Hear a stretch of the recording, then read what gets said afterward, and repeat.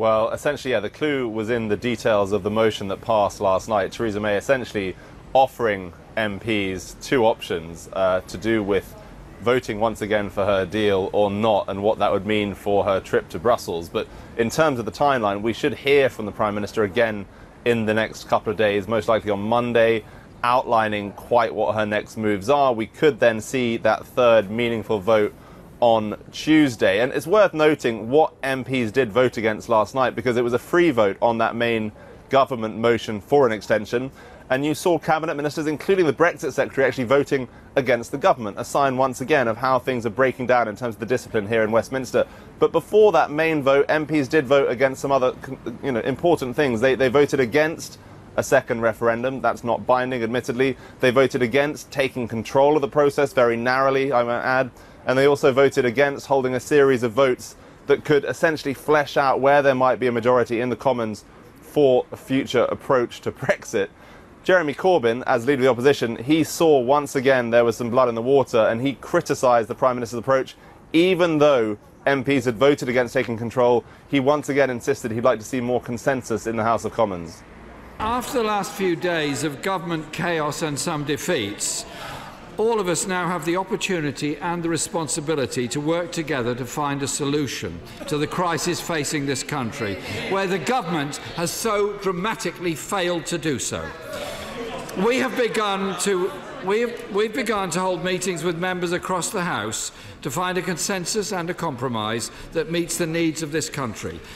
But the last few days have also put a responsibility on the Prime Minister. Right. First, to publicly accept that both her deal and no deal are simply no longer viable options. And secondly, to bring forward the necessary legislation to amend the exit date of the 29th of March. But of course, Theresa May doesn't seem to accept that her deal is now dead in the water. She's essentially going to be racing along with some of her allies to try and persuade some of these rebellious Conservative MPs, alongside members of the DUP, the small Northern Irish party that props up her government, to come behind her deal in the next few days in order to try and get it passed before she travels to Brussels.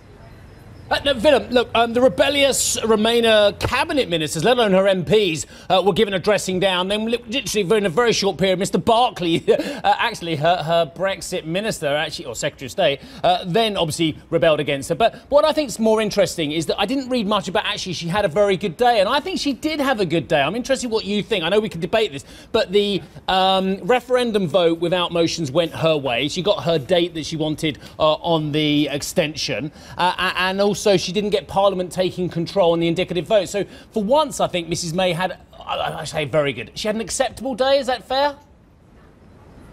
I think, based on the fact that she didn't lose control of the process to Parliament, you could say that she is still in the game, essentially.